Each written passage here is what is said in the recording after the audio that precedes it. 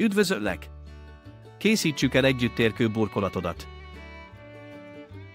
Az alapos és megfelelő alap készítése elengedhetetlen, ha térkő burkolatot szeretnénk létrehozni. Első lépésben alaposan távolítsuk el a felső réteget, hogy 30-35 cm mélységű befogadó területet kapjunk. Miután kiszedtük a földet, fontos, hogy gondosan tömörítsük a talajt, hogy megakadályozzuk a későbbi süllyedést és egyenetlenségeket. Ezzel létrehozhatjuk az ideális alapot a térkő burkolatunk számára, amely hosszú élettartamot és esztétikus megjelenést eredményez. Aztán jön a szegélykövek építése. A szegélyek segítenek megtartani a térköveket a helyükön, és határolják a burkolatot. Ezeket a peremeket a térkő rakást megelőzően készítjük el. Stabil támaszra van szüksége a szegélyünknek. Az erős beton alap elengedhetetlen.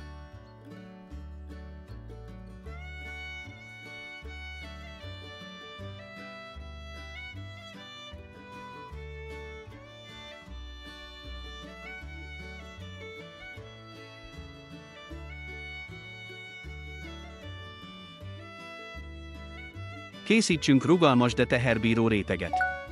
Végezzünk méréseket, szintezzünk folyamatosan és a térkő vastagságát is kalkuláljuk bele a burkolat építésébe. Amennyiben nincs csatorna, mibe bele tudunk csatlakoztatni és ahová a vizet el tudjuk vezetni, úgy legjobb megoldás a zúzott köves vagy murvás alap. A zúzalékos alapot is tömörítsük folyamatosan.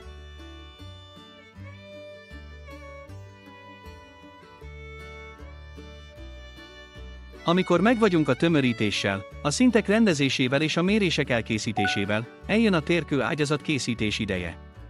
Ebben a lépésben az előkészített területre ágyazó homokréteget helyezünk el. Ez a homokréteg lehetővé teszi a térkövek stabil elhelyezését és beállítását. A térkövet az ágyazó homokba fektetjük, majd finoman igazítjuk és beállítjuk a megfelelő pozícióba. Mérjünk, szintezzünk folyamatosan, ha egy munkafolyamatnál elnézünk valamit, akkor kezdhetjük előről az egészet. A térkő ágyazatához megfelelő minőségű ágyazó homok mennyiséget kell elhelyezni az alaprétegen. Ezt a homokot szükség szerint megfelelő vastagságban terítjük el, majd finoman simítjuk el, hogy egyenletes alapot biztosítson a térköveknek. Fontos, hogy az ágyazó homokréteg ne csak stabil alapot biztosítson, hanem lehetővé tegye a térkövek finom igazítását is. Ennek eredményeként a végeredmény egy szabályos és esztétikus felület lesz. A helyesen elkészített térkő ágyazat hosszú távon is megőrzi a járdák, utak vagy teraszok tartóságát és vonzó megjelenését. Ezért érdemes gondoskodni arról, hogy az ágyazó homokréteg megfelelő vastagsággal és minőséggel kerüljön elhelyezésre, és a térkövek precízen illeszkedjenek bele a tervezett mintázatba. Az ágyazó homokréteg kialakítása után következik a térkövek rakásának folyamata.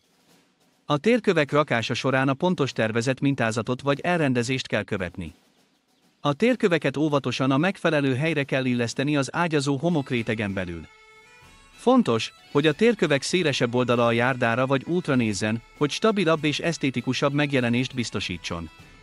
A térkövek közötti hézagokat általában egyenletesen kell tartani, hogy egyenletes és szimmetrikus mintázatot hozzunk létre.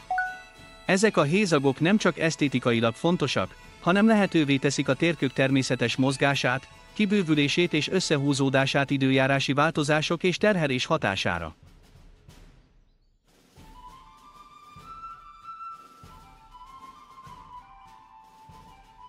A térburkolat kialakítása során az első és talán legfontosabb lépés, hogy a kiválasztott térköveket a kívánt minta szerint helyezzük el az előre elkészített alapon.